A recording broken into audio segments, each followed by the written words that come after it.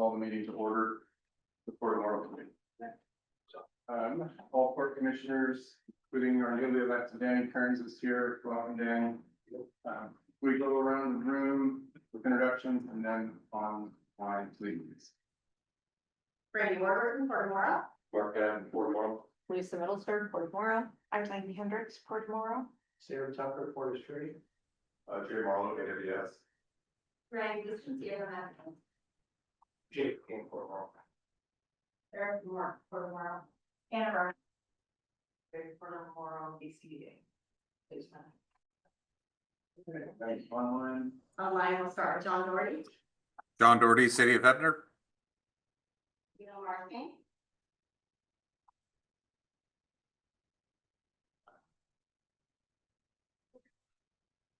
Marking. Oh, yep, I'm here. Sorry. Marcine Brigham, Port Morrow Warehouse. Thank you. Griffin Beach. Griffin Beach, Alcorn Media.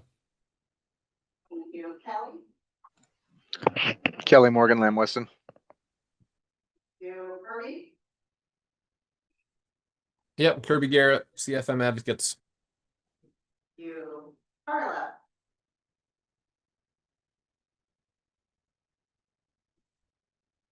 Are you there, Carla?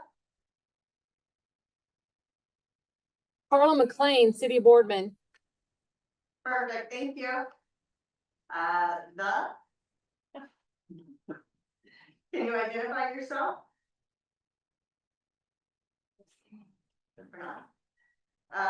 Morrow County Planning. Good afternoon, this is Tamara, Morrow County. Thank you. And iPhone board.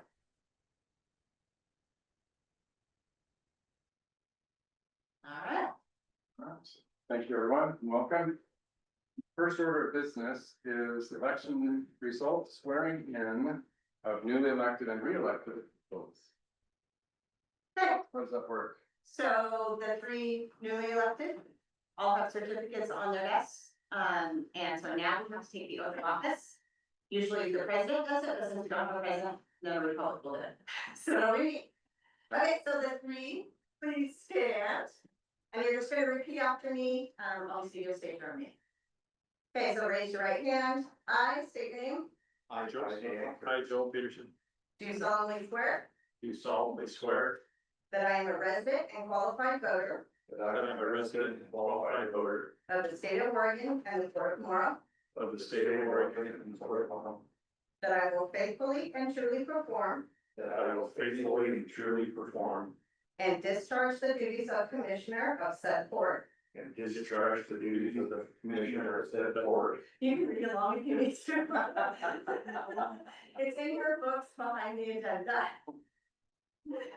To which I have been duly appointed To which I have been duly appointed to the best of my ability, to the best of my ability, and so long as I shall serve and so long as I shall serve as Commissioner of said port, as the Commissioner of said board, or until I am replaced or until I am replaced, or no longer eligible or capable of serving. or am no longer eligible or capable of serving. And that I will support the constitutions of the United States of America That I will support the Constitution of the United States of America and the state of Oregon and the laws thereof. and the state of Oregon and the laws thereof. All right, thank you. So I need you all to sign this, please. And then I'll get it at the end. Please. Sorry. All right, thank you. Welcome, everyone. All right, we'll move on to our next agenda item, which is elect officers for the Morrow Commission update. Joe is our president, and Joe served on a number of different committees, although I think we addressed the board liaison appointments further on down the agenda. But election of officers right now is the topic. So need some input on how you want to do that. If you want to elect a whole new slate, if you want to, and I'll just say it, I don't mind serving as president or vice president to president, but it really is your decision what you want to do, and I'll have vice president, it's up to you. I think we should, depending on how that proceeds, those other positions we've already decided And we're trying to fill the vacancy, so if you were to become the chair or the president, then we would have to fill that vacancy position as well. Vice President. It's up to you. What is the pleasure of the commission? I think we should, take nominations for. Nominations for presidents. I would like to nominate John Reed as president. Do we need a second? Yes, I'll second. All right, motion and a second. Is there any discussion on the topic? Okay, all those in favor of the motion as stated, please say aye. Aye. Opposed? Aye. Okay. Motion passes. We need a vice president. Looking for motions. Vice president. A motion to urge Stogo, vice president. Okay. Is there a second? I'll second that. Okay, we have a motion and a second for Rick to be the vice president. Court Commission, any discussion? All those in favor of the motion as stated, please say aye. Aye. Aye. Opposed? Aye. Opposed, same sign. Motion carries. 4-1, 5-1. Yeah, so we'll have to do secretary. Oh, Okay. Secretary, nominations are open, please. I would nominate Joe for secretary. All right. Got it. Danny seconds. We have a motion and a second then for Joel to be the secretary. Any further discussion? All those in favor of the motion as stated, please say aye. Aye. Opposed, same sign. Passes 5-0. Okay, thank you, everyone. Do those need to go on the record, each individual, or do you take care of that Yeah, Minutes. you can start it in a in a minute. minute? Okay. Do you wanna switch spots? Yeah, I can switch it.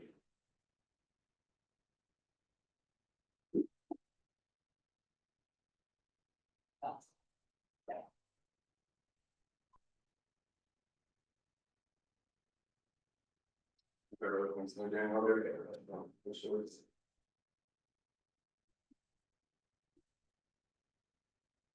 Hey. Moving on the agenda, public comment period. Is anyone signed up for public comments? No. Okay. Consent agenda. Does everyone have a chance to read the consent agenda? Mr. Chair, I move to approve the consent agenda.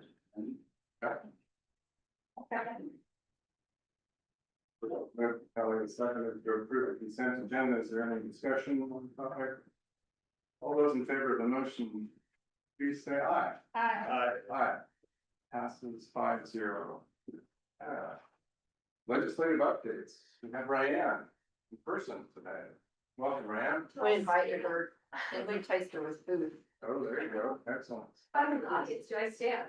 And I'm not used to this. it's up to you, whatever you want to You do. can go up, get on the screen.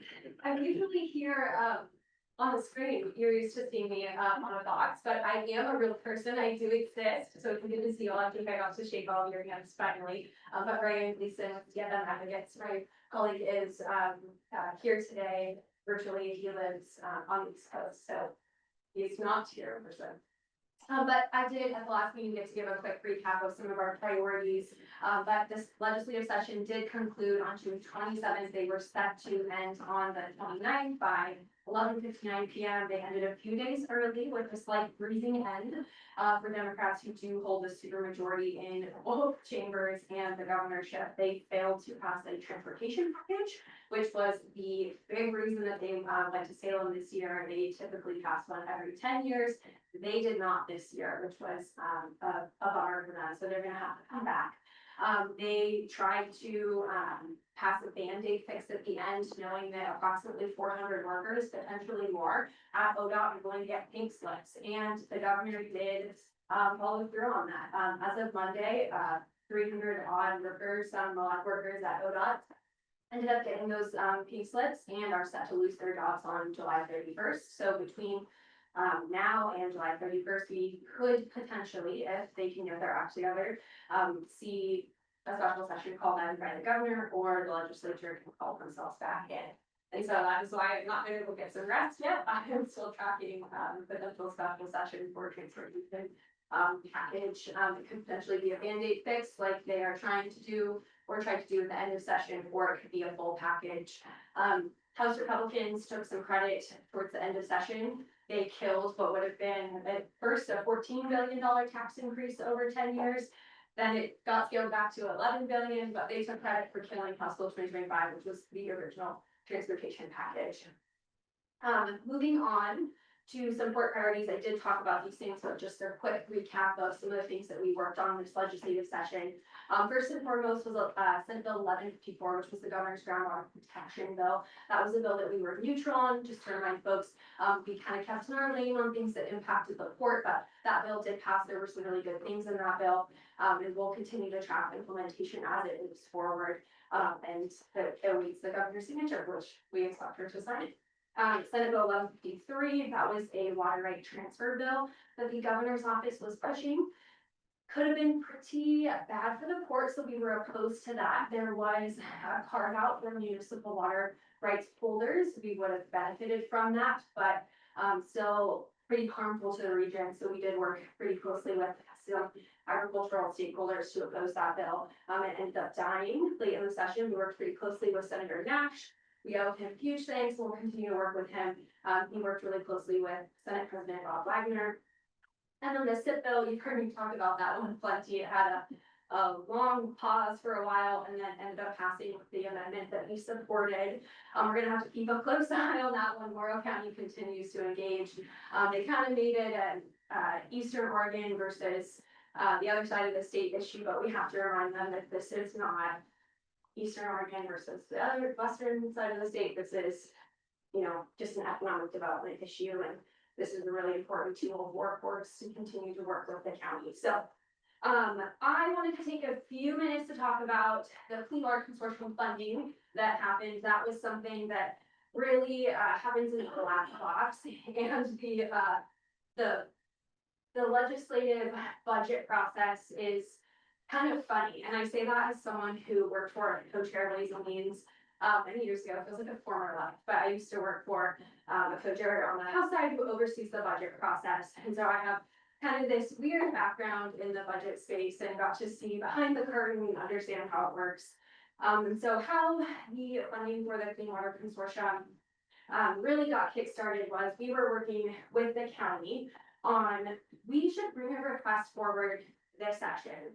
And so what happens when we take these requests forward is advocates usually coordinate, they work together, and then they bring it to a legislator and say, hey, representative, hey, senator, we have this request we really want funded. We work together on it. We think we have the right amount. We think we have the project right. Help us get it funded. And this year was particularly tough. There was over 2 billion in requests, and there wasn't a lot of money to spend. At the end of the day, there was approximately 300 million that went out the door. So to be the beneficiary of that 3 million, to get a little slice of that was pretty incredible. Really at the beginning, the intent was to get Nikki, and so we coordinated with our legislators, Representative Smith being kind of our primary target. He's our legislator in the area. Between us, the port, and the county as the partnership in the Clean Water Consortium, we brought this request to him and said, Representative, can you help us push this forward because this is really important? And it takes a village. So we also went to Representative Levy, we went to Senator Nash, and I went to everyone on the committee and we said, hey, we've got to get this funding. This is super important. And we did just that. We pushed this forward, and Representative Smith is in a really key position. He is not only the ranking member in his caucus for budget, and he's just the most senior Republican in the legislature. He is also on the Capital Construction Subcommittee. So just stepping back a little bit, Joint Ways and Means, there's the full committee, then there's subcommittees for each program area. So you have Human Services, which deals with OHA, DHS, and then you have like public safety, things like that. There's this special committee over here, it's Capital Construction. He sits on that committee. And that's where lottery bond requests are funded, cash requests are funded. And so he was in a place to give really helpful feedback to the people, not only making the decisions, but he was helping advise them. And he could come to us and say, hey, we need to go talk to this person, hey, this question still needs to be answered. And he was great about doing that, and so he played a really helpful role in making sure we were able to get this request across the finish line, and so I just want to make sure that I gave everyone just a quick update of like how the process works. It's really a group effort, group project, to get these across the finish line. If you don't have a legislative sponsor, you largely are unsuccessful because you have to have someone who's behind the scenes playing an active role lobbying for you, because we're just not back there. And so he was that person for us in the budget space because he is the person on the committee. So I just want to make sure I took a moment to share that background. And if there are any questions about the funding, I would like to answer those. One more quick thing to add, the process that West Glen is going through for community engagement will still continue because these funds are not going to be available from the state until the spring of 2027. So it does not stop any community engagement that is going on with the Clean Water Consortium and the community, which is incredibly important. So I'm going to take any questions. You've been busy. Yeah. No, that's great. Thank you for your work on the Clean Water Consortium behalf. And it's so vital to have somebody on the inside, being able to give feedback to people that are trying to get bills moving along. I agree. See what pharmacy sell to, or don't see it, one of the two. There are a lot of work behind the scenes, both legislatures and. Sorry. And I know we have Clean Water Consortium update further down, but Brian, I want you to know that Matt Jensen in the meeting last night specifically said a big thank you to you and to the port and to Greg Smith for all the work that was done to get this approved. So he appreciates you, and I let him know that you're on a limited basis, you're available to help everyone in Morrow County. So thank you. So $2 billion request, 300 million were funded. Yes. Unfortunately, thank you. Any other questions for Ryan? Thanks, Ryan. Kirby, please. All right. Well, good afternoon, everybody. Yeah, sorry I could not be there in person like Ryan, definitely jealous, but can't be too jealous. I got to visit a couple weeks ago. Mark and I went on a tour, saw the latest and greatest. So got out there myself a little bit ago. Thanks for the tour, Mark. I will dive right in. Oregon, kudos to Oregon for having some drama and trying to keep up with the craziness back here in DC. I'll dive right into our kind of some big picture updates. The first is that Congress approved last week and the president signed into law the One Big Beautiful Bill Act, which, yes, really is the actual name of the legislation. It was signed into law on July 4th. And just as a reminder, this is the Republicans' reconciliation bill that they've been working on basically since the beginning of the year. That reconciliation process allows them to pass legislation through a simple majority vote and means they don't need any Democrats to get things across the finish line as long as they can get enough support from their own party. And because it is really the only tool that allows them to do that, Republicans attempted to stuff just about each and every priority of Trump and every campaign promise into this bill that they could within the bounds of the process and some of the weird rules around it. So won't go through all of it. It's nearly 1,000 pages, so I'll spare you that.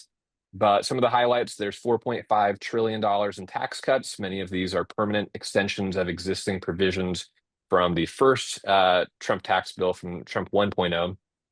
Many of these were set to expire at the end of this year and are just extended either permanently or for 10 years or a certain time frame. There's $300 billion in new spending, primarily for defense and border security and immigration enforcement. There is $1.5 trillion in spending cuts, primarily reforms to Medicaid and SNAP, and some clean energy initiatives under the Inflation Reduction Act, which was the Democrats' reconciliation bill passed under Biden. So if you're doing the math, that comes out to about $3.3 trillion added to the debt over the next 10 years, at least according to the Congressional Budget Office. Republicans push back on that number. But on a note related to that, the bill also includes $5 trillion in increases to the debt ceiling. We were set to reach that at the end of this summer, and it had to be raised to avoid economic catastrophe. So that is now crossed off the to-do list of Republicans. In terms of impact to the port of Morrow, there's really nothing to, I mean, like obviously this is such grand policy, it touches everything, but there's really nothing too direct of an impact. The Coast Guard gets $24.5 billion for equipment and infrastructure upgrades. The bill maintains tax exempt status for municipal bonds, but otherwise there's no provisions that are super specific to the Columbia Snake River system or waterways or anything like that. But we are still going through each and every provision of the law, and we'll keep you posted if anything else is found.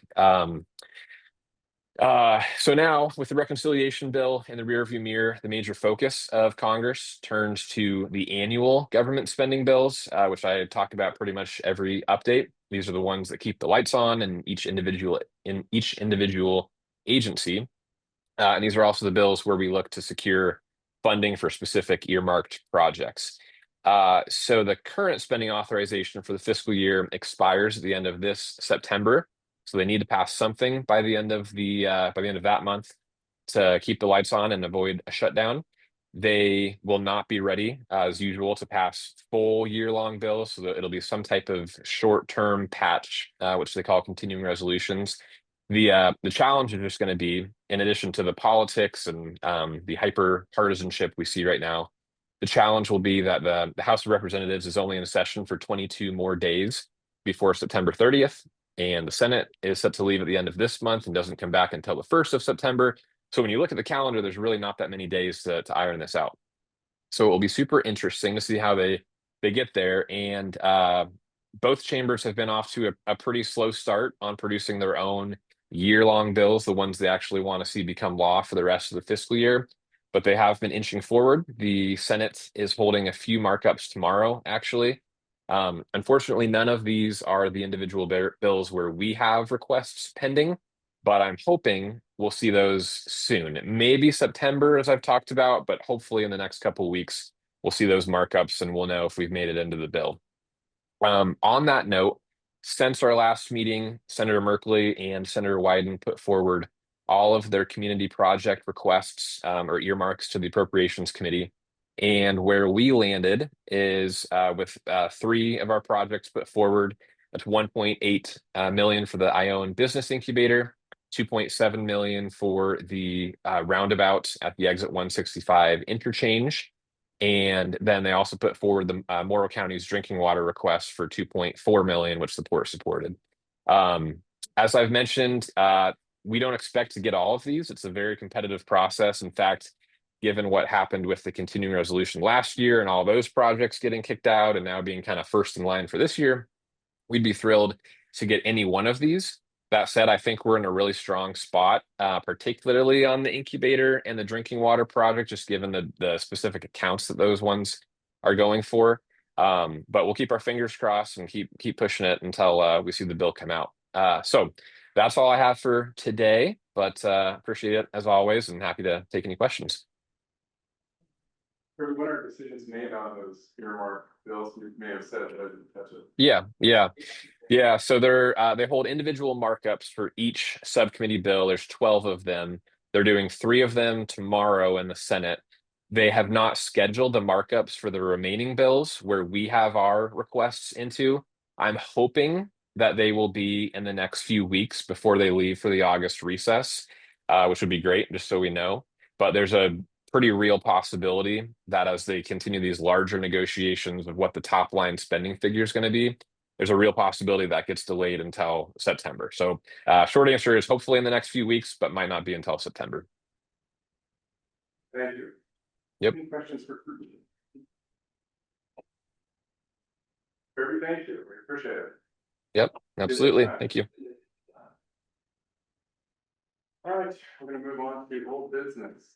PTA updates. Do you have one, Joel? Let's see. I was thinking about this.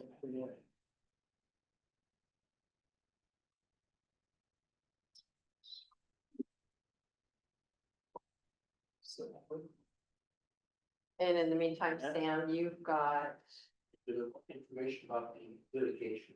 In executive session? We've advertised properly for that, okay. Okay. So we will have one. So we met and we talked about talked about the road construction, the July 10 bids, August 19th, so anyway, the road construction is moving forward. I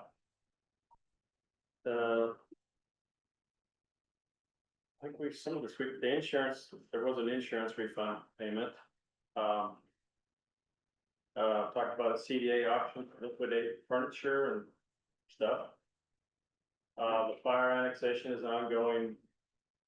I don't know where that, I guess at that point, there's an ongoing, not confrontation, a legal issue now for the court. And the Umatilla County litigation is moving forward and is closer, again, at that time, it's closer to solving that issue. There's a big issue is the funding all the lawyer fees, the legal fees, and who is going to pay them. Anyway. We looked at potential employee handbook, and a public records request policy, talked about for quite a while, and then talked about job description and position description and employment agreement that we're working on. I think things are moving closer to resolution. I think that my impression is when the Umatilla County litigation is over and everything is put out, that things are gonna be easier to resolve. And I just got a note that we're not gonna meet in July, so that pushes things out. So the road project had $7 million from the grant, you say, and $5 million coming through UEC, yes. I never heard how that process went. Well, originally, I guess the 5 million was to Umatilla Electric and could be used for roads. Then they had an amendment, the business Oregon or something to designate it, I guess, for the roads. So this is a grant from UBC then? Well, the money's coming from Oregon, I think, isn't it? Yeah, it's a grant to UEC, and then it's going to come to this project. Oh, from Business Oregon to UBC to the CDA. I'm not 100% sure if it's business Oregon or the state of Oregon. Oh, okay. Yeah, But it's there. but it's there, and I don't know the answer to that either. what's that? I didn't know the source of the funds, I just knew UEC had $5 million. Yeah, I don't know anybody, if it moves forward, yeah, I think that, it needs to get it started and get moving on. Okay. Cause that will come in at the end, if it's 7 million spent. Thank you. Any questions for Joel? Thank you, Joel. I have a question, actually. Remind me of our commitment and support for being fiscal agents. Please, just to remind me, because I don't. We committed at our meeting to go to August 1st. Go to Orangeburg. I wanted us to go to October 1st. Because I knew that would get us through an employee issue. But we only committed till August 1st, so. And we're not gonna meet in July, so there will be, Umatilla County's considering it being the fiscal agent. Okay, great. So you go past August 1st with support, but we would need to make a decision if we were interested in doing that, though, right? So if it gets down near the end of July and we don't have a fiscal agent from Umatilla County, then I guess we'll revisit this topic. I think we should revisit it at our July meeting. That is now. That would be today. I've been gone on vacation too long. I think there's a difference between interested in and willing to. Yeah, I think we're willing to, we're not interested in it. Are you saying about the support? Yeah. Yeah. That's my personal opinion. So I guess it's up to the commissioners, what is the If I could say something on the issue, Please. I advocated possibly the 1st of August in hopes that that would put pressure on the other people to resolve it before then, because we don't want it. But, I sure didn't indicate that it would be in our best interest to not do it if nobody else stepped forward, just for your information. To not do it, or I didn't hear you. That if we quit on August 1st and there was nobody else who stepped in to do it, there's really concern, I think, on port staff, that it would create a potential adverse effect for the port. I personally would like us to extend to October 1. That was my recommendation. And The last time we I had will this sure discussion. withdraw my suggestion that my August 1st deadline would create something positive. Hasn't yet. And so the other was the.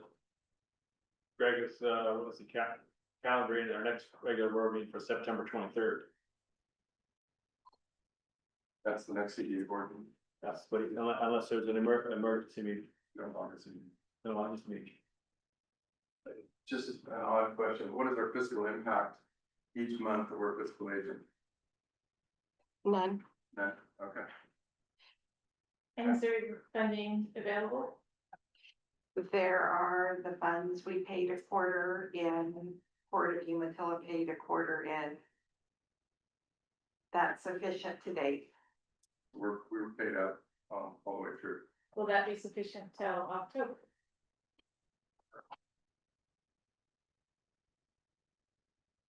So being fiscal agent again, we've gone over this lots of times, this doesn't mean that we're responsible for the money, and that seems to be what we continue to believe. I think the conundrum we have right now is the CDA is sending the bills to the other members. And we are the ones that are spending the money. No, currently, the money that we wrote checks for this week all came out of the CBA bank Right. account. Right. And currently, we do not have any invoices in our possession that are billing the Port of Morrow for anything additional, except for the payroll. So my opinion is that we're not gonna have a meeting in July, so it's not gonna be resolved by then. So at some point, we've gotta get this resolved.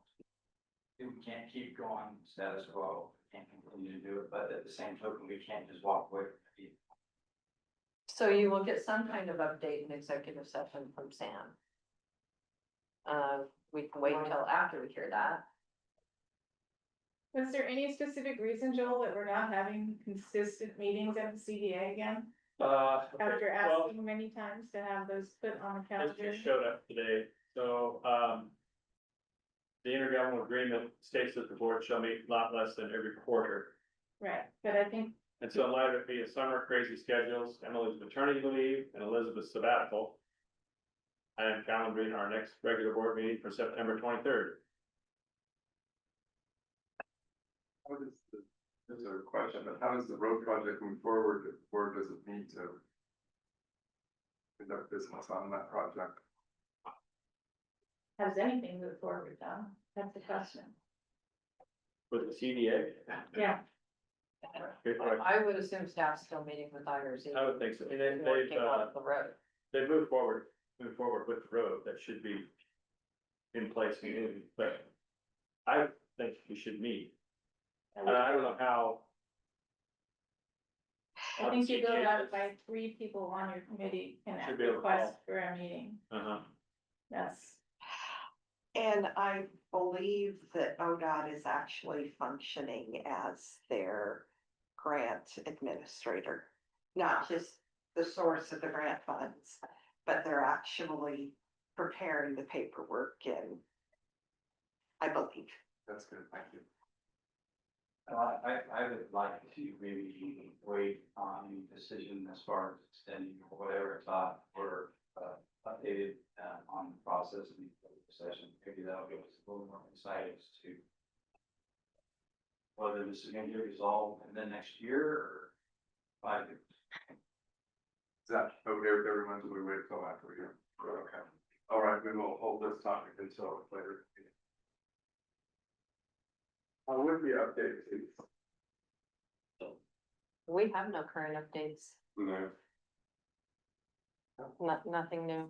I know David Albright did reach out to Wikia. He has not had any problem with that. So we are talking to him, still talking to him. Okay. Any questions on Wikia? Moving on, CWFR updates, clean water. So we're waiting on DEQ right now to get loan documents to us for the design and engineering. So just waiting on them. Okay. If you have questions, otherwise I'll move right along. Not a lot to update right now. Hopefully next month we'll have one.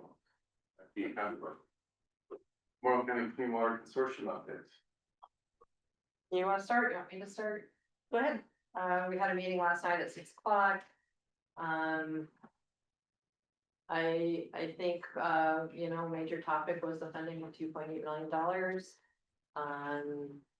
In addition to that, we had a procurement policy that Brandy had given them a copy of the reports. Clean Water Consortium, chose to adopt that same policy, basically. A couple more agreements, and I don't have them in front of me, but, a couple more agreements that Eileen Akins has to approve to form.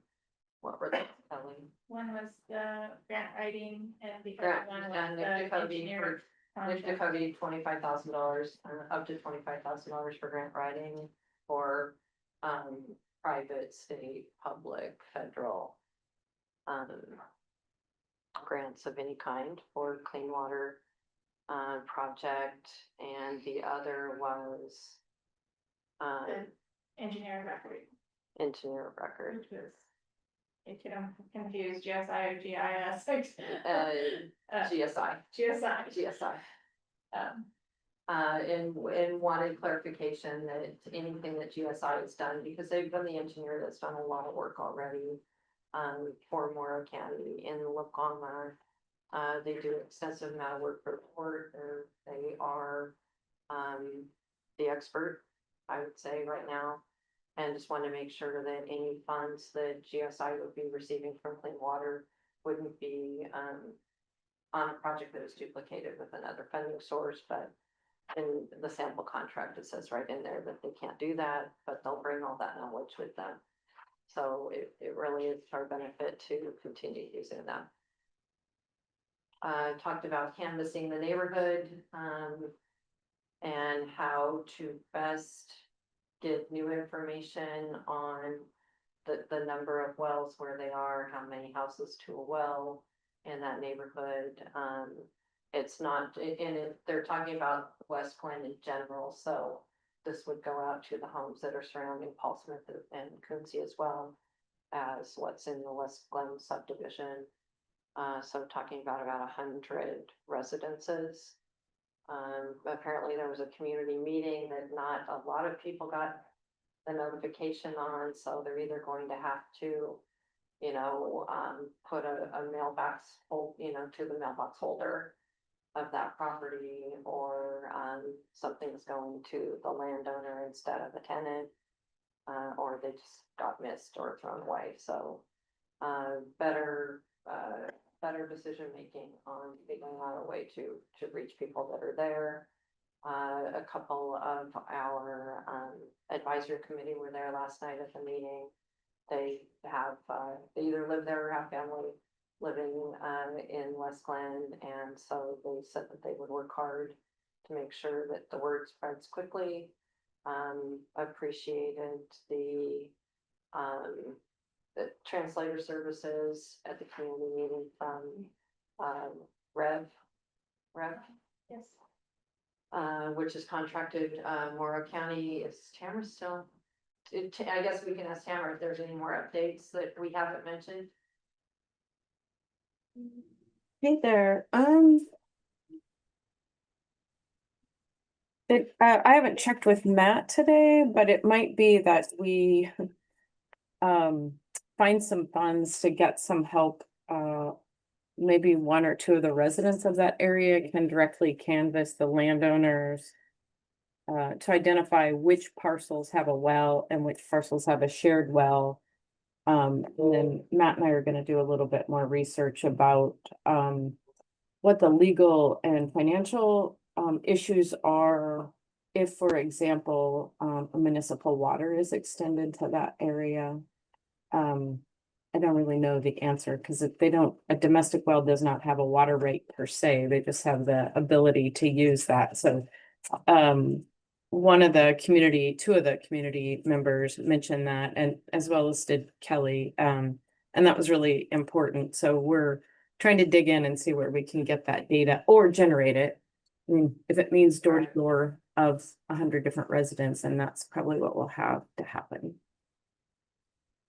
Barb Phillips, who is a landowner in Eregan on a shared well in Eregan, says it's recorded on her deed, so I suggested that we get an intern and to go research deeds for those 100 homes and see if we can find any that might have information on them, about any mention of a well on a recorded document, so there's a lot of things that we're doing. I saw Isabel on the call. Isabel, can you turn your camera on for a minute and we can introduce you?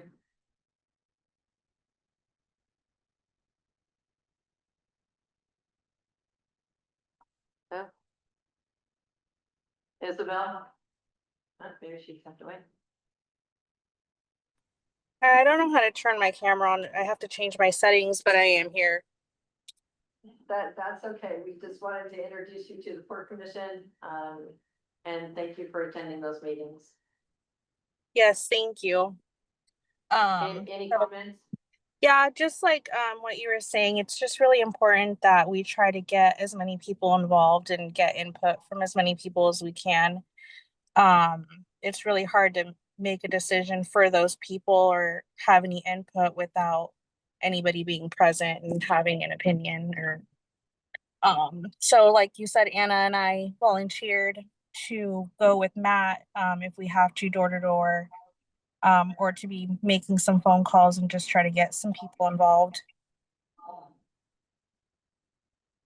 Did I see something, did I read it on my computer this morning, and maybe it came from some of the stuff that came from the state, that there was some legislation that said that the landowner now will have to do the testing and tell the renters. Did I read that in part of our court stuff?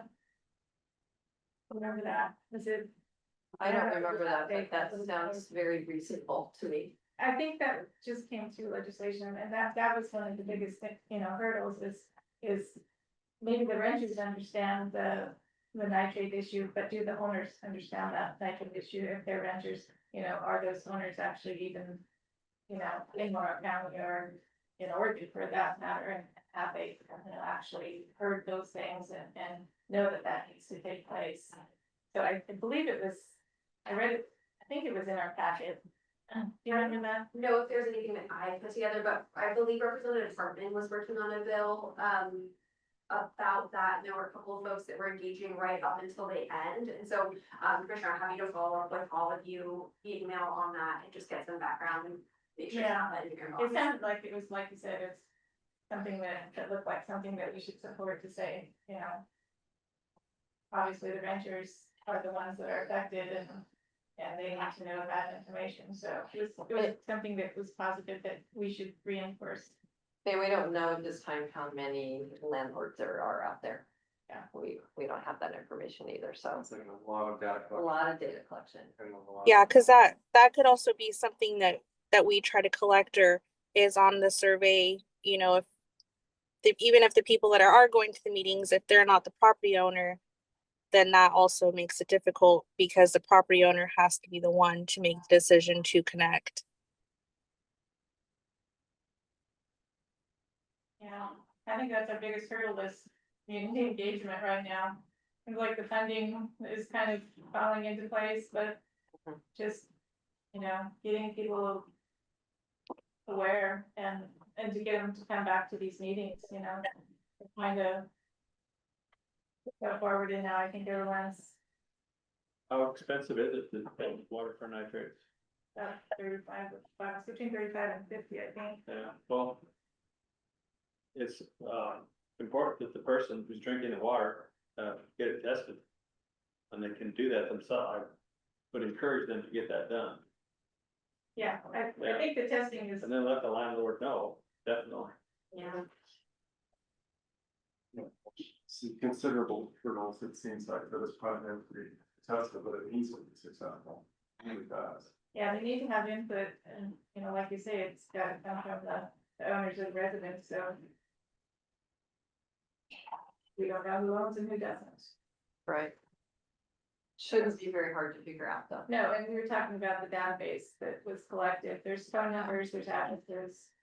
Those things were all collected initially, so they're out there. We just have to take the time to put them together and even if, you know, like I suggested, having the consortium hire someone to go do this.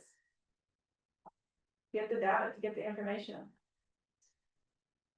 Yeah. Doesn't like we have any other way that's, you know, the county's not going to go out and go door to door. Seems like a logical function of consortium, so work on that. Yeah. Well, we spent a lot of time organizing and we've got some funding, so it's pretty exciting that we're going to get to where we've got a project. Absolutely, and a regular meeting schedule too. I Mhm. saw that too, that's great. And I'm asking Mark and Jeff Wilson to attend the next meeting and talk about contracting and personal services versus engineering and construction and what those might look like. We may have to, but I've seen once at the same time, so we may have to move the meeting from the 6 o'clock time. Maybe we can move it up. Maybe we can move the Yeah. water I was talking about. Maybe I can move the city council up to, okay, so. Anything else on the water solution? Okay. They're public meetings, feel free to attend by Zoom So next or one, they are Second Tuesday. second Tuesday, day before Port Commission meeting. Right now scheduled at 6 o'clock, so. Well, thank you. Policy updates, public records request policy. So we talked about this before, that our current policy is in there. We talked about the fact of maybe wanting to add, lawyer fees in there. You tasked us with going in and looking at other policies and what's out there. I reached out to my HR alliance and got a handful of policies from all different areas. They all have basically close to the same fees as we have. None of them have attorney's fees on there. They all say basically the same thing as ours, where it says, the exact wording, but, reimbursement of actual expenses. And the wording ours talks about the fact of having somebody review them and that it is always a lawyer. So that's the same wording that all of the others had. Not one of them actually stated lawyer's fees. They all had just reimbursement of actual costs for review. So what's in here now is a fee schedule, that's something that has been proposed then? No, it's already what you have. We had talked about wanting to add Right. lawyer's fees, and we had talked about actually wanting to start charging. We have never charged anybody. And then that's when the lawyer's fees came up. We have not charged anyone for years. For years, I'm sorry. Right. Since I've been here, I know we have not. Has Yes, our cost been significant over the years? correct. Yeah. Well, recently. In the last year, they've been very significant. So I guess I would equate this to the same idea of somebody handing a prescription to me to fill in the pharmacy, because it's roulette. Sometimes it's $1,000, sometimes it's $5. And I would worry that. And sometimes I would worry that someone turning in a request for information, how are we gonna assure them or give them some idea of what it's gonna cost them for the figure, for the data that we're going to give them? Okay, the policy is to give a proposed fee. You don't just do it and here's your bill. You say, it's going to cost this much money, and let them tell you whether to proceed or not. Okay, so we would give them an estimate for that dollar amount then. Hey, yes, we would. As a matter of fact, we met on one request that we had, and it was going to be 9 months of data gathering. Mm. And going back into files for 30 or 40 years. The CDA talked about possible one, and it included lawyer fees. So, I guess, So I think if again, that language, correct me if I'm wrong, Sam, but the language there, establish fees to reimburse actual costs. So if we have to involve our staff or attorney, that would be included in that language. And that is the wording that all the others had. Yes, for Danny's sake, it might help if we provide some context to what's happening here. I've only been here for 49 years. And the decision was made, always made that, look, we need a good relationship with newspapers. The last thing that we want to do when a newspaper makes a request is to tell them, here's a bill. So the decision has always been, to my knowledge, Lisa's knowledge, I think, we don't charge them. The circumstances changed in the last year. There was a class action lawsuit filed, and somebody requested that we, from a firm that was involved in Crescent, massive amount of documents. We got the experts in Portland involved, and they responded by saying it will take 9 months, and it'll cost thousands of dollars to go through this. And then the way it works is we make that presentation, and then the recipient says, yes, we will pay it. Or says, no, we won't, or says nothing, and the claim drops. In this particular case, person who made the request, after they got the response that says it's going to cost several $1,000s to do this, just dropped the claim and made the request in litigation, which cost nothing. So it's only because of the problems we had recently with one issue that our attorney's fees in the last year have been about $100,000. And before that, it was non-existent, very, very limited. So this is a problem created by an event that we hope will not reoccur. Very hope will not reoccur. Yeah, after this. Yes, and Danny, you asked about costs. I'm off the cuff here. Eileen and Jason, I'm gonna say we had some $17,000 to $22,000 a month attorney bills. Yes, related to like he costs. said, it added up to. Not free.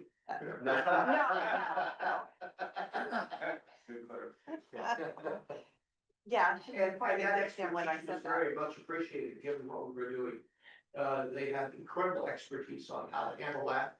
The person in charge had been working with the governor's office in that very area, so they knew how to handle it. And more important, it's expensive, but the advice was very good.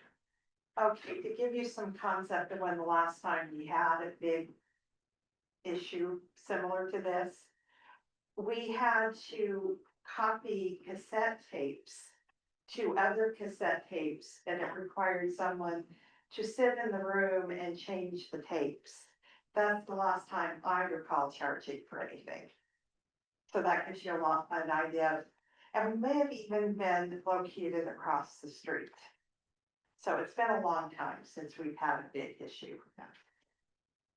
And we might be anticipating that this will continue in the future. What is our experience this year? It's slowing way down. Slowing down. Okay. But having Stoll manage this for us has been beneficial to our staff. Sure. They get the request when we do, they make sure that the 5-day response is given, and they reach out directly to our IT department. And at they give the keyword searches that they want him to do. He does those to find out if there's any responsive documents. And otherwise, like, I mean, I remember Miff, Mark and I sitting in the conference room with stacks of, we're each printing our individual emails, trying to make sure we got them all. And then sitting and looking at it, does this fit, does it not fit? Is it duplicative? You know, is there a chain of 8 days of emails in one? So I So, would say, I think it's a reasonable request to request restitution for the cost. I mean, we've got staff time, attorney time, to do, some of these are a 5-minute search, and you're gonna be able to put it out, well, that's not a cost either. Right. When you're doing 9 months worth of research, that gets expensive, so Why the hesitancy to add the fees? Is it just our image?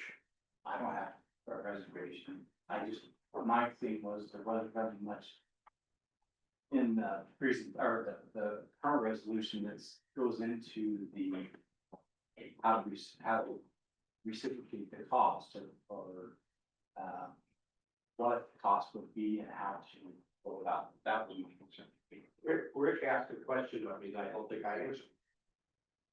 I think a reasonable interpretation of the language we have would at least give us a basis for charging those attorney's fees. I think there could be some resistance there, I don't think it's clear, but your question was, isn't that a cost? And my answer is, that's a reasonable interpretation. And state statute kind of goes into, you can request this. It's reasonable to request it. Who makes the decision on a public record, whether it's for the public good? Because that can alter those costs. Who They does that? always say it's for the public good and they request it to be free. It's in almost every request we get. So who makes that decision? That could be challenged. we respond to everything, Kelly. But we're talking about for the fees, who's going to make that decision, whether we charge them a fee for the public record or it's part of the public good? Okay, there's one thing we've learned from our attorneys. It's okay to say, this is a lot of records. Could you narrow your request? Right. That is perfectly acceptable to ask. And in certain cases, that's been helpful. Right. But yeah, who's gonna make the decision? I would think ultimately it would be our executive director following whatever policy the board sets. Well, and then there's a process. If they don't agree with that, then it goes before the district attorney. And then the district attorney will either say comply or then it can go to the, even further to the court. So there is a process for that. And unfortunately, we've seen that in the last year as well. Yeah, at least 2 times, maybe 3.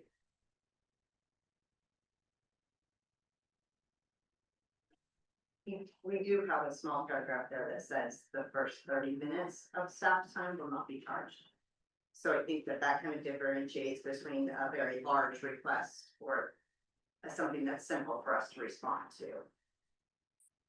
And I think that 30-minute is kind of a standard. So if it takes more time than that, I think that that's a larger thing that might be a barrier. So from my perspective, this is a situation now. You've got the policy, the staff makes a decision as to whether this is one that it's gonna cost a lot, we wanna charge for it, we wanna do this. The staff makes that decision as to whether it's something that should be done in the public interest or not. And so that's how it has been. And only if you do not like that, you could give the staff more directions. Every time a request comes in, you're instructed to charge for it. If there be some concern on the staff's part to do that, but that's a possibility. Or some other guidelines, or let's just see how it works out. This has worked successfully until the last year. We have entrusted with staff to make those decisions. Going into last year, is the problems we've had in litigation and other matters, has there been a problem? So. So you're saying the policy as it is now might be able to stand and go forward with the understanding that we would, because it does allow for passing on costs. I would just worry that we give them some kind of estimate and not a $5,000 bill without them knowing. That would be my only I concern. think that's in state statute. You have to provide that Okay. within 5 days or 21 days or something. And I'm trying to remember the last time it could have been in this building. Yeah, we have given quotes. I don't think We've we been in had, this building for 25 years. I don't think that if we ever charged, it was fairly minimal, yeah. But we could update the policy if you'd like to add a paragraph that says. It's over a certain amount, we'll give you an estimate, if you actually want that written in there, even though we've already been doing it. Fairly certain it's in Morrow specific. Yeah. So. I see it on several of them where they have a paragraph that says, you know, district shall estimate the total amount of time required to respond. And then, and it says that the cost should be paid up front, and if the actual time is less than that, then they'll reimburse the requester. I mean, a lot of them do have a paragraph in it that kind of states the same thing. Says that specifically. What's the commission's pleasure on that topic? I would have no problem adding that language to our resolution and getting resolution. I think we need to start looking at making reasonable reimbursement requests. At the tune of $100,000 a year, that's a lot of money that we're spending. And who's to say it's not gonna be more? And I can tell you, there's a lot of time going through those records and that staff person's time. So the attorney can review it. They have to, sometimes you've got attorney-client confidentiality, so therefore the attorney's gonna say, yeah, you can release this, or you can't release this. And there's several things like, so I think we need to probably update the language in the resolution and consider it after that. You okay with that? Everyone else? I agree with that, yeah. Bring that. Okay, could you add that, maybe bring it back next month? Is that sufficient?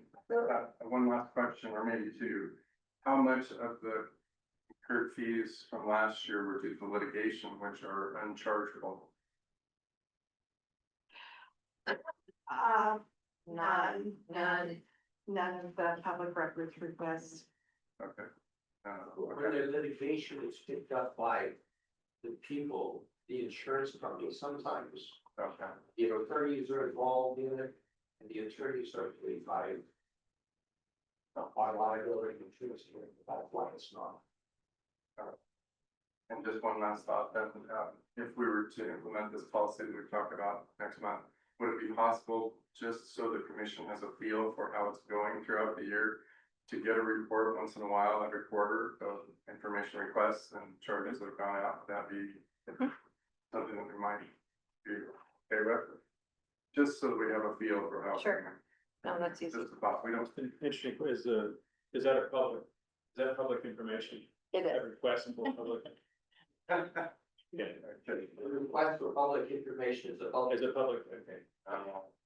Or if you are correct, that it does actually say that they may include fees established, that it says.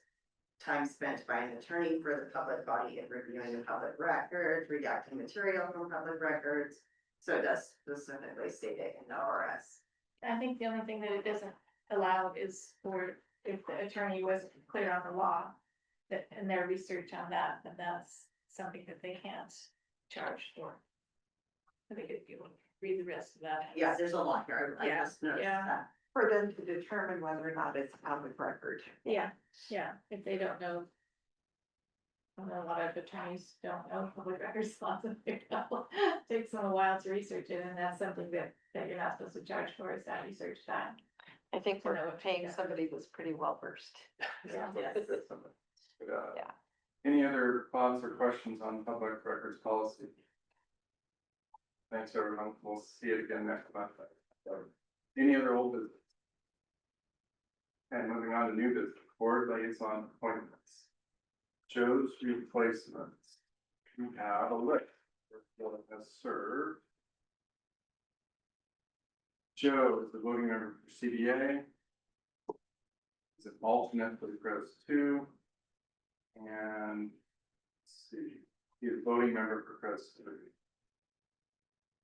And what else? Oh, broadband, Joe's an alternate there, so we have a 4, appreciate that. So we have 4 areas in which Joe is involved. And we'll just start at the top, CDA. We need a replacement representative to the CDA. So, Mr. Chairman, I would go back to several meetings ago when I recommended that Lisa be our representative on the CDA based on her years of experience with the whole process from its inception clear up to where we are today. It just makes sense to me to have somebody there that has that knowledge and better advise, educate the board that's there. And I will still maintain that's in the best interest for. Do I remember correctly that you declined that at the time? I did, and I apologize. Now you don't have to apologize, but the suggestion is being made now, so.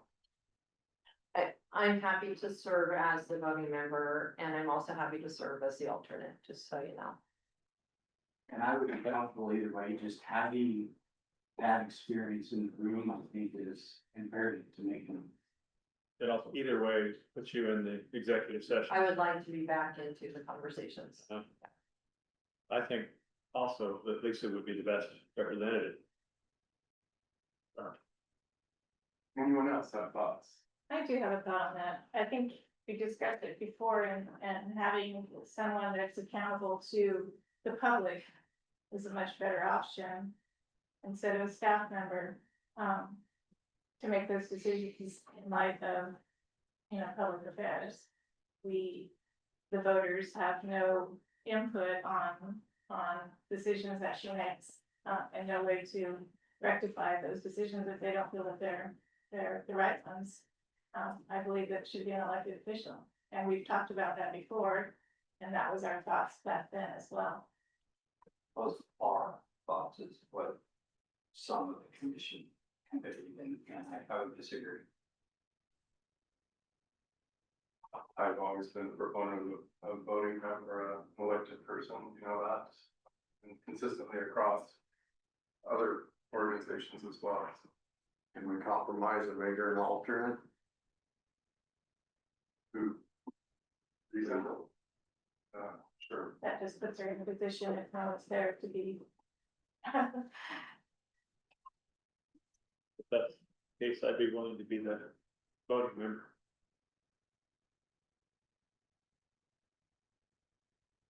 I would move that we appoint Lisa as an alternate, with Joel being the representative for the CDA. I can second that.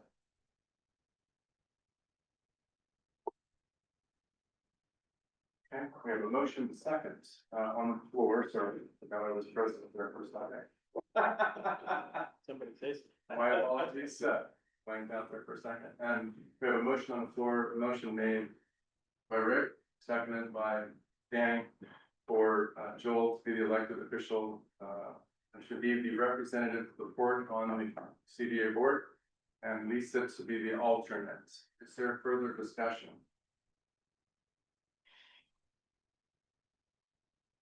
Okay, further discussion, all those in favor of the motion as stated, please say aye. Aye. Opposed? Okay. Okay, order one. All right, we are moving on to other. Fred's 2, Joe's an alternate, John and Joel are voting members. Question at hand is, we need a replacement for Joe as an alternate. So I would propose that Danny be an alternate on this. I'll second that. Is there any further discussion? All those those in favor of Danny being the alternate on the Chris 2 board, please say aye. Aye. Aye. Opposed? Aye. Chris 3, moving on. John and Joe are voting commissioners with Kelly as an alternate. So this would be a voting position now for Chris 3.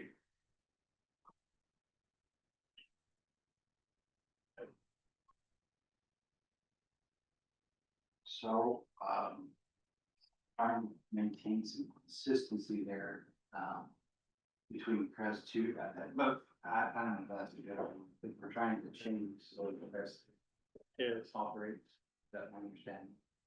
Oh, I don't know. it operates differently, yes. Well, there's discussion on it, there's something, or the board got something. Rick, are you? You know, I'm trying to stay off those two. Just Okay. Because of perception. Perception. I don't have a conflict, but for perception, I'm trying to stay off President 2 and 3. Our past history is that we do have one staff member on already. Well, this is, Lisa is that voting member, with Mark as her alternate, so there's 2 elected commissioners, filling the other positions, so.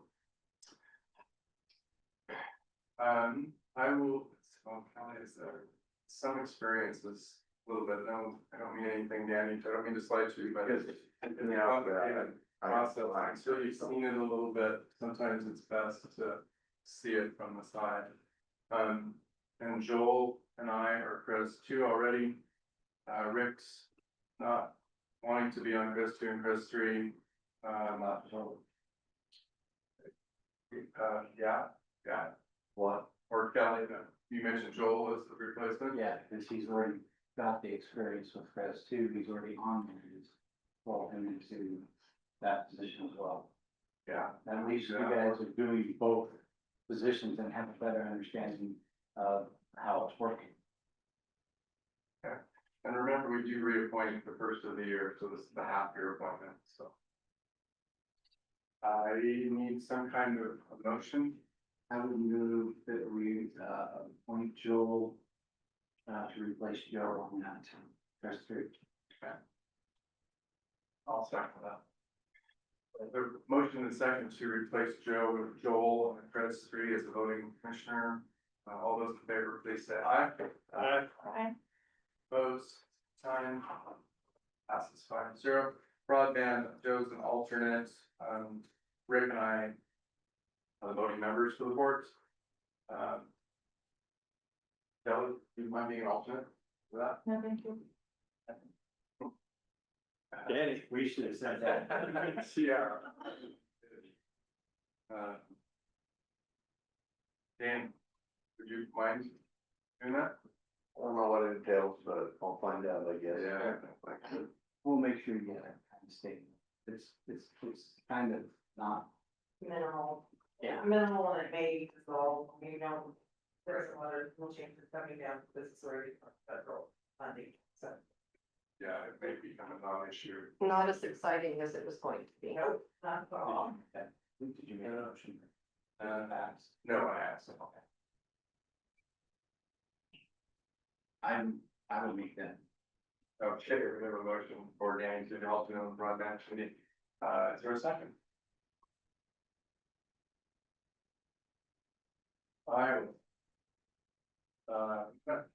Is there any further discussion for Danny being the alternate on the broadband? All those in favor? Motion, please say aye. Aye. Opposed, same sign, okay. Passes 5-0. Seems like there was one other something we had to address. I will tell you, SIP will be coming down the line here in the next month or 2. SIP. The IGA or? IGA. Well, that will be The- different, another, That will be another board appointment to fill the role of the board on the SIP IGA. And Morrow County is drafting that. Okay. Is that part of our agenda later on? We're gonna ask a question about that. It is not on our agenda today, no. I'm just curious, writing the IGA, when we might get to see that. Okay, I think we're done with board liaison appointments. strategic business plan, RFP. Please, please. So I went out to OPPA, like Brandy has her group, I've got my group of port managers and, asked for sample documents for the request for proposals for business plans. I received several comments back that said, hey, when you get a good one, pass it back to me. So, a few of them have used one that was drafted by the Port of the Dalles, and, Brandy and I are taking a shot at, revising that one. And we hope to be able to get it out in August and, have it out for 21 or 30 days with a response. It is possible that we can get a port planning and marketing grant from the state of Oregon to pay for a portion. I believe the last time we did one of these was the 2021 document that we actually started in 2020, and it just took a long time to get done. And I want to say it was $120,000. Does that sound right? It does, and our policy says we'll do it every 5 years. But they were actually required by the state to do it every 5 years. So it's time. Yes. It's definitely time. Actually, yeah. Just one. So I do have, the start of a draft, if you would like to see what that is gonna look like, I can email it out to you. That's the RFP. Yeah. No, it's all from the progress on it, that's great. And along with that, we did a economic impact analysis. So that's part of the cost of that. Did we get help from the state of Oregon to help pay for that? In the past, their limit has been 50,000. Called it port planning and marketing grant. And we can apply for that, though, it's the process, it's us, so. Yep. Thank you. Any questions or comments on the strategic business plan? Okay, moving on, resolution 2025-08 EPA transaction. So I'll give a little background for Danny and for the rest of you may remember what happens. EPA owns North, operates Northwest Power Grid. And the statute involves says that EPA can't own the Northwest Power Grid. So several years ago, the Board of Morrow was chosen by EPA to in effect own the Northwest Power Grid. We own it, we sell bonds, and the bond payments pay the lease payments so that EPA operates it. A friend in Bedford one time called me up and said, what's going on? I hear this huge construction project going on, and in the middle of it, they were always saying this is owned by the Port of Morrow. We own the Northwest Power Grid and we leased it. EPA wanted to diversify some, and so rather than having us be the only people that sold bonds, an Idaho administrator came in and occasionally does it. I didn't even know, I think we got $150,000 every time we did one of these bonds. 150,000 was the most common. There was one huge bond that we got more for. And then we are paid something. When they're short term, we get 30,000 a year. They're all long term at this point. It's 10,000 a year. So they're planning to pay off 2 of these bonds. We'll lose 20,000 a year. And who pays off the bond? But this one doesn't, this is EPA has looked at its financial situation and interest rates and stuff. And want to pay off the bonds that we issued in 2014. That will retire our bonds along with some other assets that are transferred. But so this is a sale of Port of Morrow bonds to the Idaho Power people. Our bonds will be paid off. We have to adopt a resolution in order for this to go through, and then we have to adopt the document, the bill of sale, and assignment, and things like that. So we are transferring to the Idaho Power Company ownership of this segment of the Northwest Power Grid. And I am here because if you do not pass this resolution, there will be an incredible amount of heartburn all over the nation attorneys in New York and attorneys everywhere else, because the key to getting this done on July 24th, many things have to fall into place. The court commission has to adopt this resolution. This was all anticipated when we issued the bonds. In fact, the price has already been set. We will get $10 per each individual transaction is what we will get from this. $10. $10 Good price. each. I'll spend it all in one place. But it was absolutely anticipated and agreed to back in 2014 when we issued the original bonds. I just can't believe Bookie is having a problem with us having asset of Northwest Power Grid in the loan. That's kind of funny too, because we get inquiries all the time about tying in the Northwest. Because our name was actually on towers. Yeah, that's more, I know. It was a great compliment. Port of Morrow was asked to do this. And it was very profitable for us for the amount of, risk involved with no risk. EPA is not funded by the government taxes. So, if the government shuts down because of, it didn't pass the budget, EPA still operates. And we have absolutely no liability whatsoever if we default on bonds. So will this end our relationship with? No, we still, the second of it? I think we have 7 right now and this will bring us down to 5. Okay. Is there any further discussion, questions on the resolution in front of us? If not, I'd entertain a motion, please. Mr. Chairman, I move to approve resolution 2025-08, resolution of Port of Morrow authorizing Port of Morrow to sell certain transmission assets which it acquired or constructed, that loan proceeds to Idaho Energy Resources Authority. We have a motion, do we have a second? I'll second that. We'll go. We have a motion and a second to approve resolution number 2025-08, which Commissioner Stover read some of the title. Are there any other questions or comments?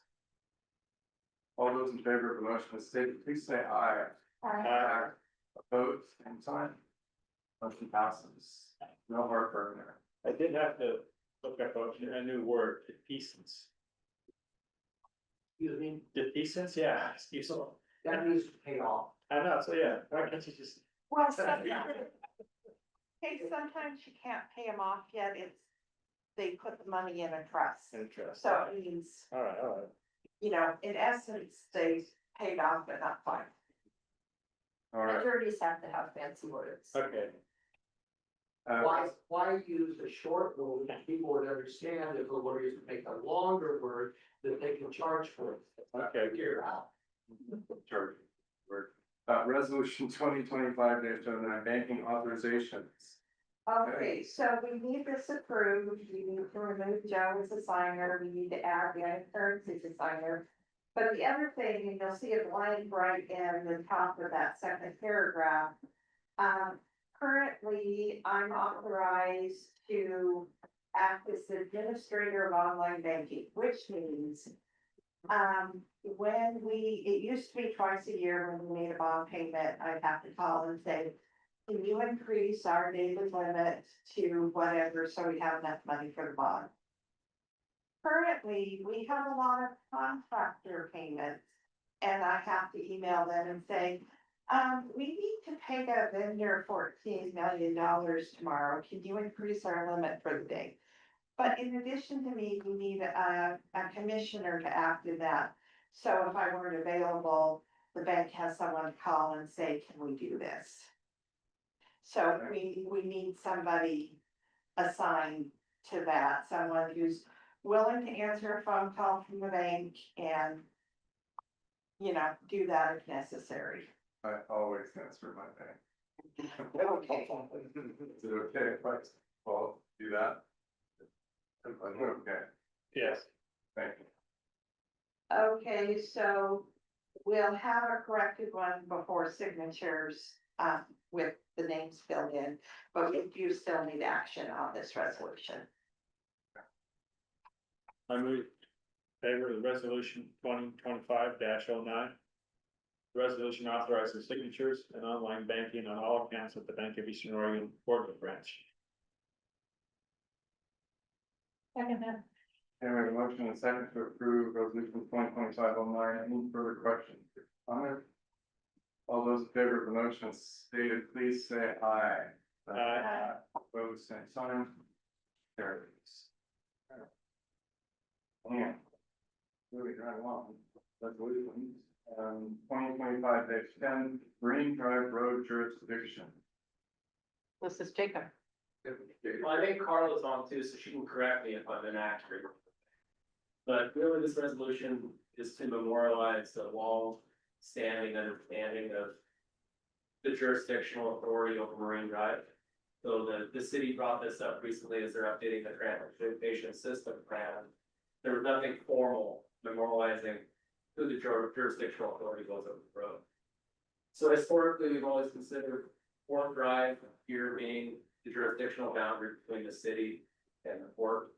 And that's what we're proposing, is just memorialize that the port takes jurisdictional authority over from Port Drive to Coleman Boulevard, and that includes the maintenance of all of that activity that we've historically been doing. We've already been doing that, right? Yeah. You take it from whom? Are you? So basically, we're accepting the road jurisdiction on behalf of the public. We're not taking it from anyone. There's nothing documented. I mean, everybody's went back through time and tried to find a document somewhere of who Marine Drive belongs to. And then this is just establishing what the understanding's been in a formal way. All right. So with that, I did notice the other day, and maybe I'm wrong, but one lane shows 35, the other lane shows 30. That has all been corrected. So As of when? the city authority going west from Port Drive, the city wanted to be 30 miles an hour. And the Port of Morrow going east wanted to be 35 miles an hour. So you probably saw in that changing location going east versus west at Port Drive. Is there any way the port and the city can come to an agreement? Because that is very confusing for motorists, especially if you don't live here. So we went through a lot of painful negotiations. It's gonna be 32 and a half. If the city wants to up to 5, then we got a deal. I said if the city wants to increase theirs to 35, then That is confusing. Yeah. Be good money maker for. Or not really, there must be a money, he's got a good argument. One's 35, one's 30. I guess that doesn't have Who's to gonna do win? with that. I will say 30 and 35 is a lot closer than what was proposed. We were talking 25 to 45, it's gotten down to 30 to 30. Outstanding. I don't think there's anyone interested in making a motion. So Okay, we have a motion, we have a second, so resolution 2025 now. Got a motion and second, Rick motion, Kelly seconded, a resolution assigning jurisdiction to Marine Drive. All those in favor, please say aye. Aye. Aye. Opposed, same sign. 5-0. All right, any other, sorry, audit contracts? Yes, so we have an audit contract and we would have a 3% cost of living adjustment. I will tell you, we are very fortunate to still have someone in the area who is able and willing to do our audit. It's getting harder and harder to find a firm willing to do that. I'm still on the municipal roster. I get numerous emails asking me to bid on audits. It's hard to find one. So I would ask that you approve the contract for this year. And then in addition to that, they are scheduled to be here on is it August 18th or the 19th? And our audit committee is Joel and Kelly. And we need to know whether or not they're available either that Tuesday or Wednesday for an audit committee meeting. 19th or 20th. Are you two still okay with serving on the audit committee? We are on that. Oh, they're appointed. They appointed in Oh, January. Yeah. I'll get the hang of this. Don't give them the option right now. I'll have to get back to you. Okay, okay. But yes, we need action on approval of the other contract. And you're recommending approval. Yes, please. Yes, that's all much you have to know, somebody to get an audit, have that is important. I would entertain a motion, the solemnly for approval. Thanks, Kelly, you can have a second. I'll second it. Kelly seconds. All those in favor of the motion as stated, please say aye. Aye. Opposed, same sign. Passes. Any other new business? Of course. Okay, so, Anna came and talked to me yesterday about a workforce training grant. And, I'll let her tell you about it, but I told her that technically with grants, those need approval by the board, so.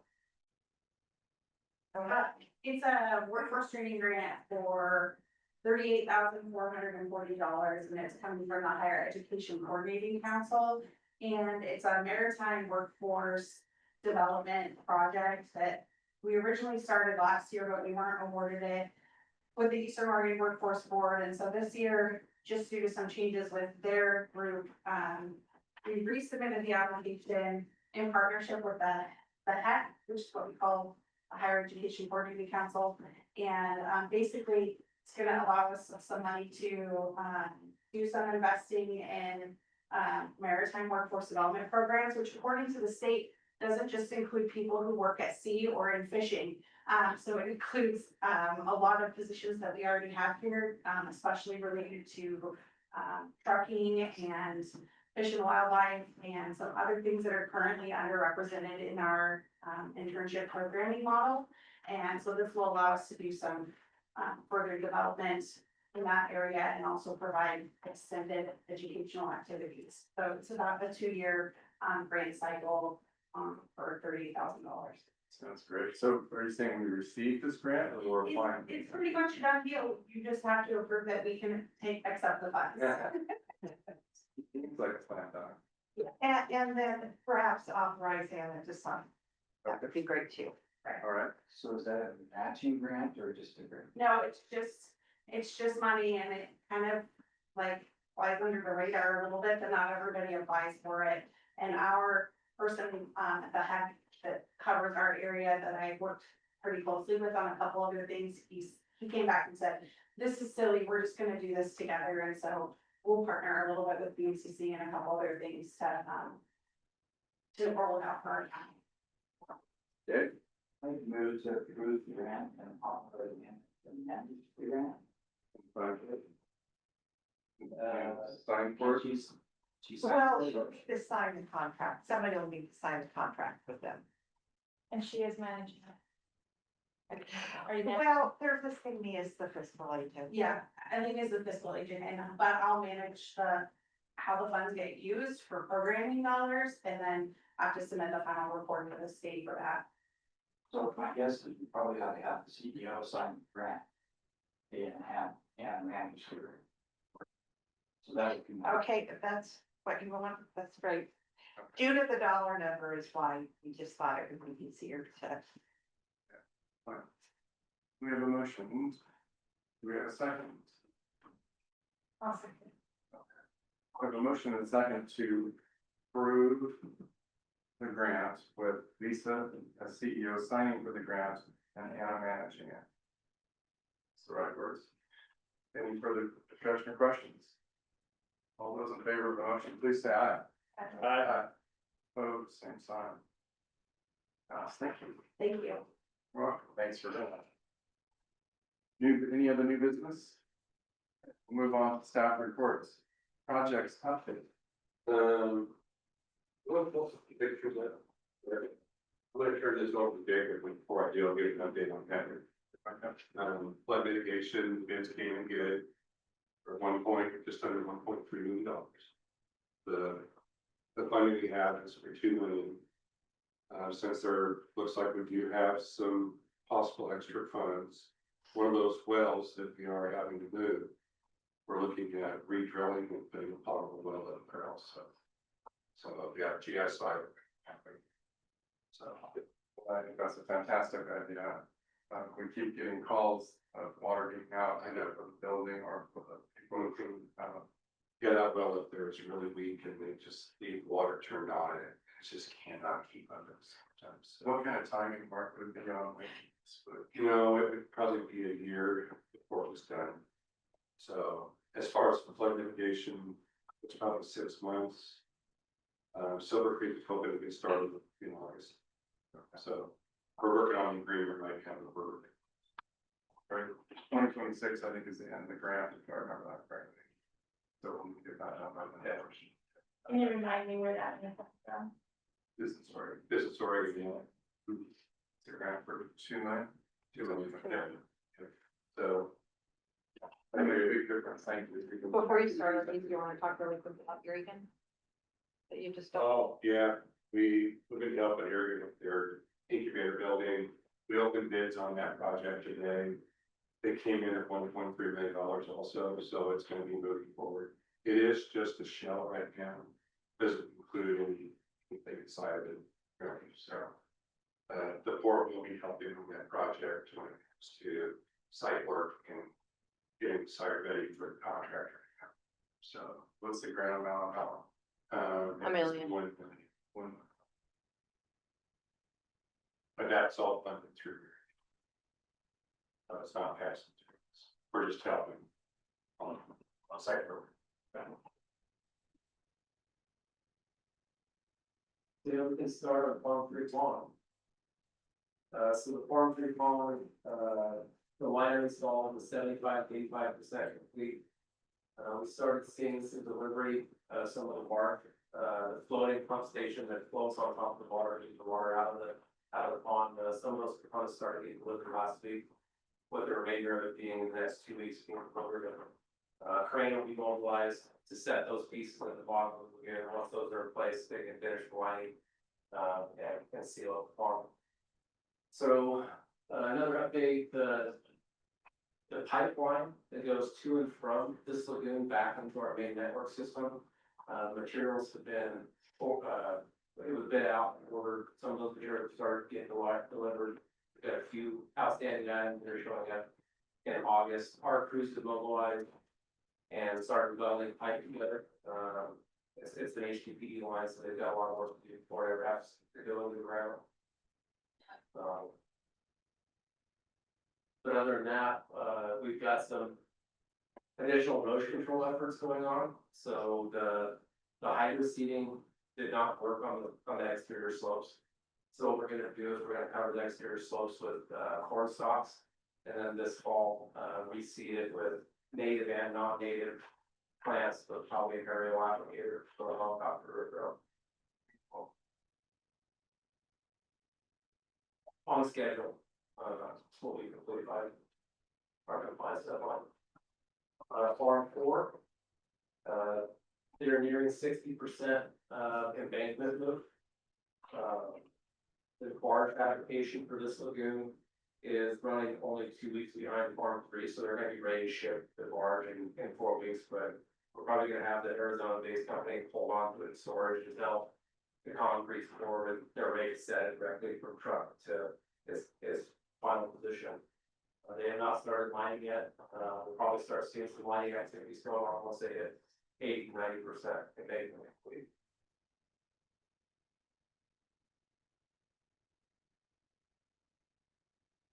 So this looks like, okay, so this is surface water treatment plants. So INCO is our contractor for the surface water treatment plants. They mobilized 2 months ago. They really started moving material 30–45 days ago. So they've been doing a lot of rock excavation, under slab, utility work under the buildings. Everything's going pretty well. I would say we're kind of getting our bus kicked on a tariff discussion.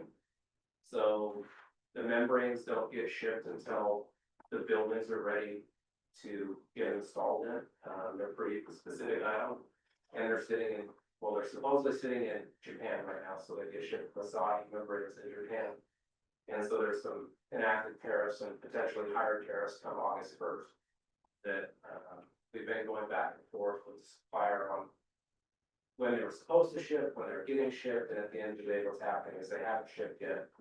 And so they're probably getting back to the tariff, so the tariff item on, as it stands today, not including August 1st, about $250,000 whack on that material.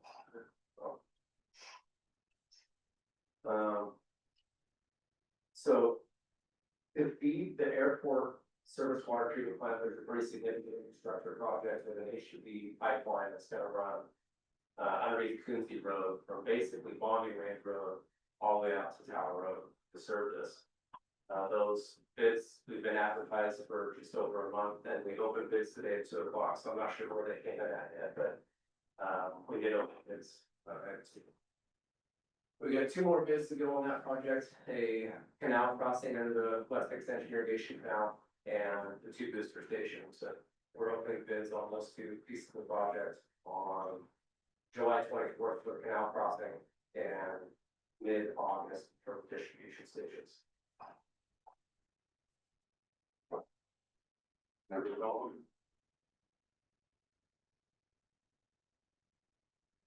So this must be the solar project? Yeah. I don't really have any update on the solar project other than, they're making progress. We've been dealing with some dust abatement issues and been notifying them. There were lots of phone calls and emails about it. But they're doing something about it. Yeah. They're trying to. So recently, the most recent phone calls in last week, and we did get an email from them that concluded that phone call with an action plan. They're gonna start applying some calcium to their open exposed areas to mitigate dust. They're also applying straw, they're gonna track in straw into open, dusty areas, and they're moved up in their schedule. They're gonna start rocking all their roadways. And everything get cover the roadways as they can. And we're making additional provisions for our freshwater system's gonna be put into production, or it's being coordinated right now, by hopefully tomorrow or Friday, our bottled water system therefore will be functioning. And so they're going to make multiple new connections to that source for additional dust control efforts. So that's one of their biggest issues. I think they're running 7 water trucks, and on windy days they can't keep up. So additional source gonna mean our water trip cycles are shorter. It's been bad. It's been bad. And I'm sure Jacob's tired of getting phone calls.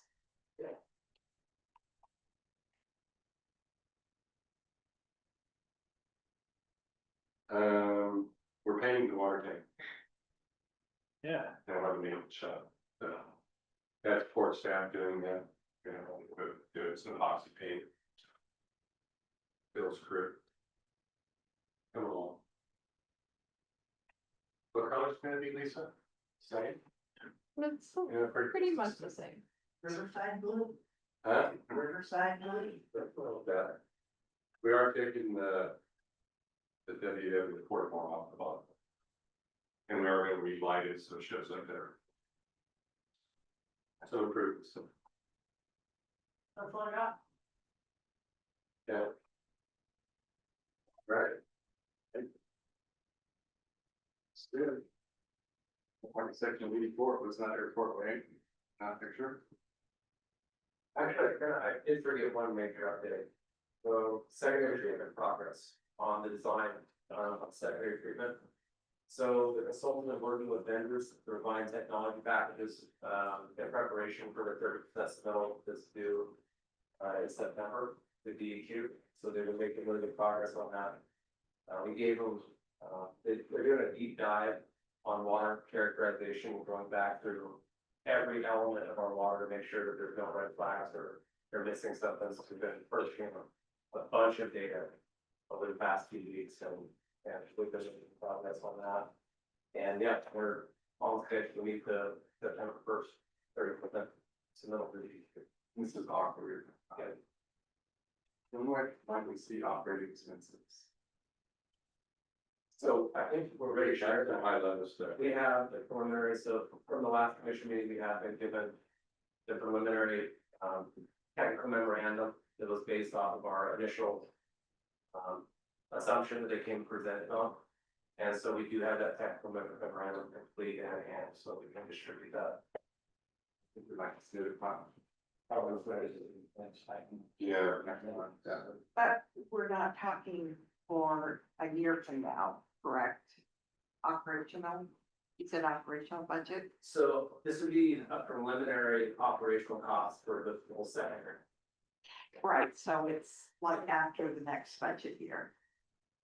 Yes, yeah, I'm just interested in the numbers. Yeah, what the numbers are.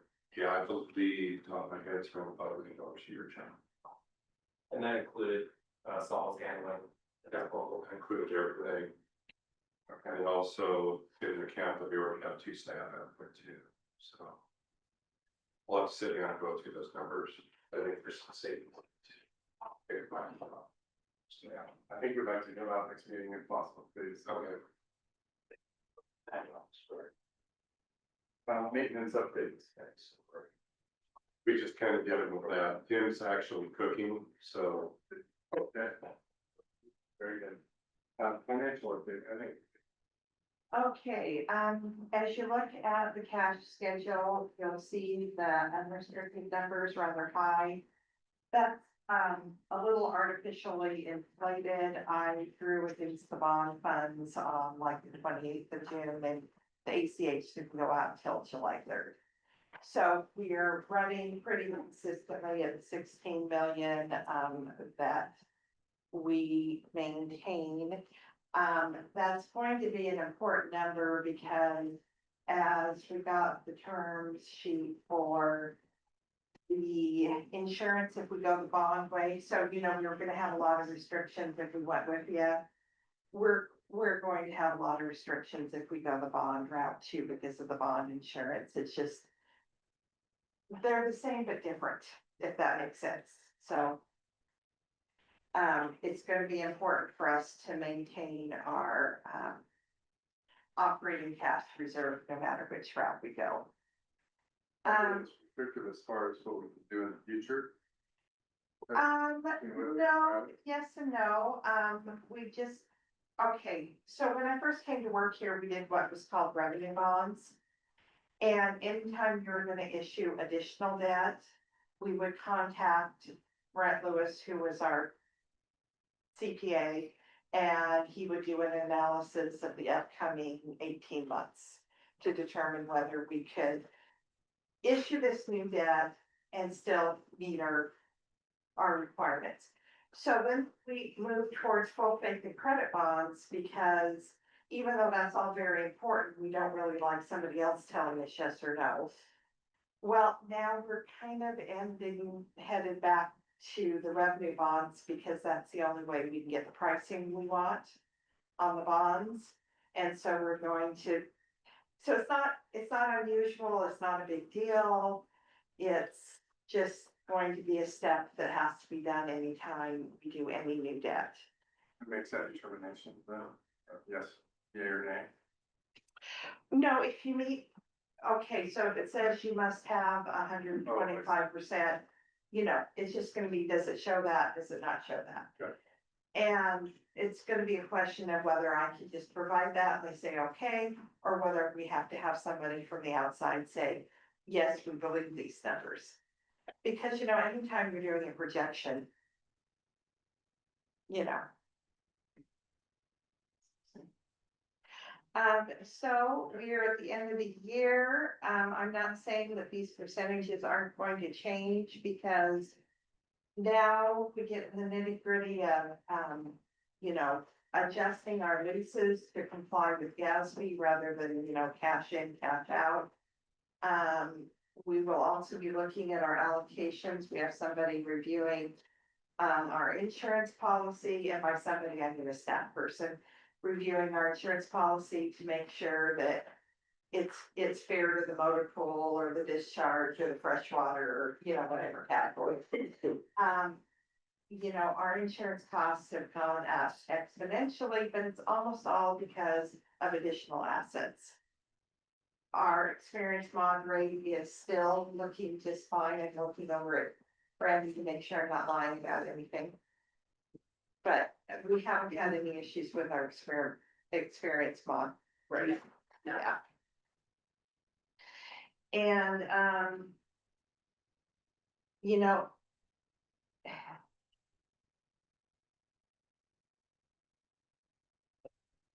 we're, you know, our revenue is lower than we projected, but we knew that.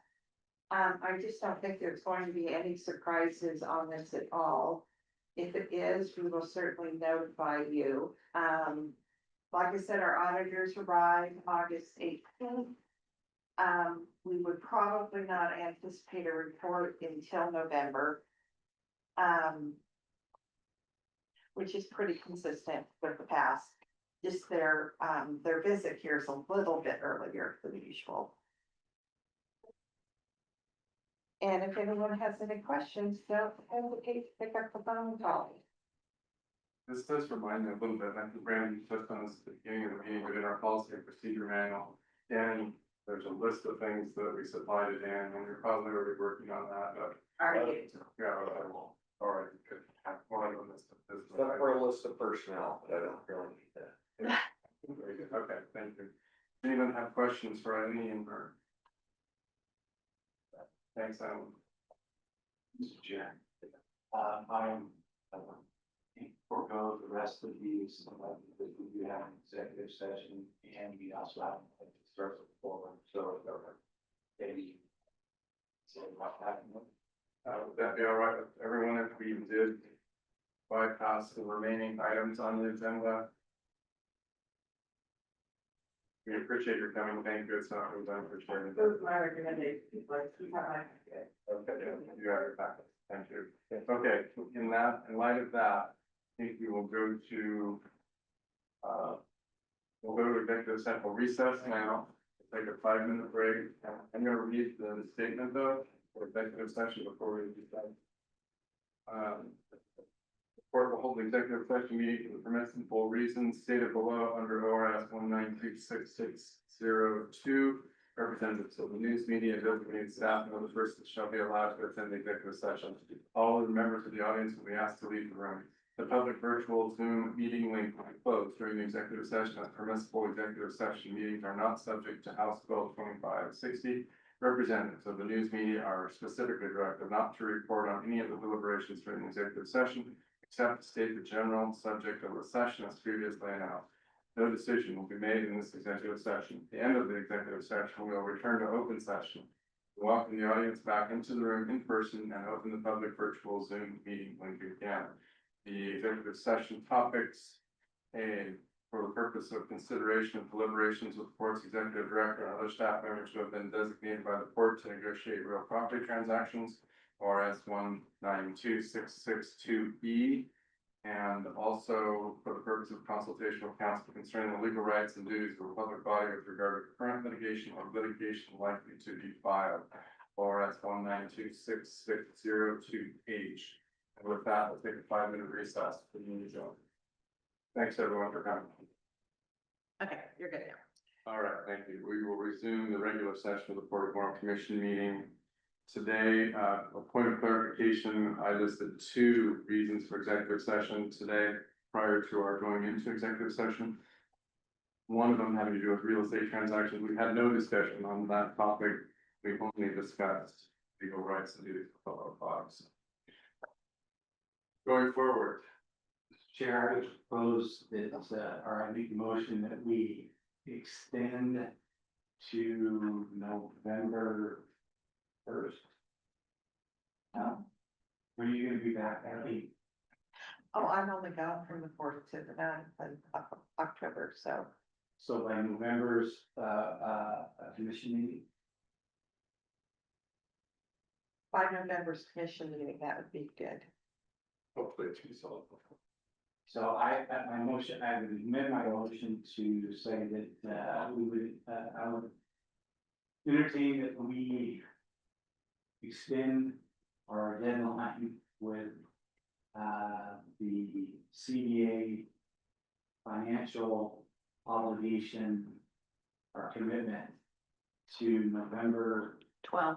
12th, 2025, due to reasons out of control.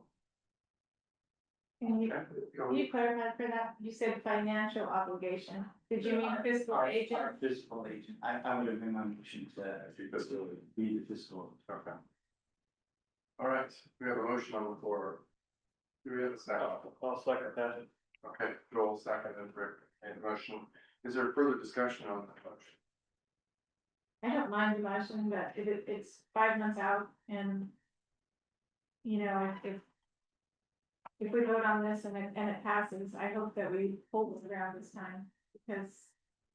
We're continuing to kick the can down the road. Nothing's getting done. CDA, you know, can't even meet an obligation to have a meeting. And we are going above and beyond. And I hope that this is our last vote on this. And I hope they're able to move forward quickly. I understand the sentiments, yes. Any other thoughts? All those in favor of the motion as stated, please say aye. Aye. Opposed, same sign. Motion passes. Is there any other business to come before us today? All right. Having none, we'll adjourn the meeting. Thanks for coming.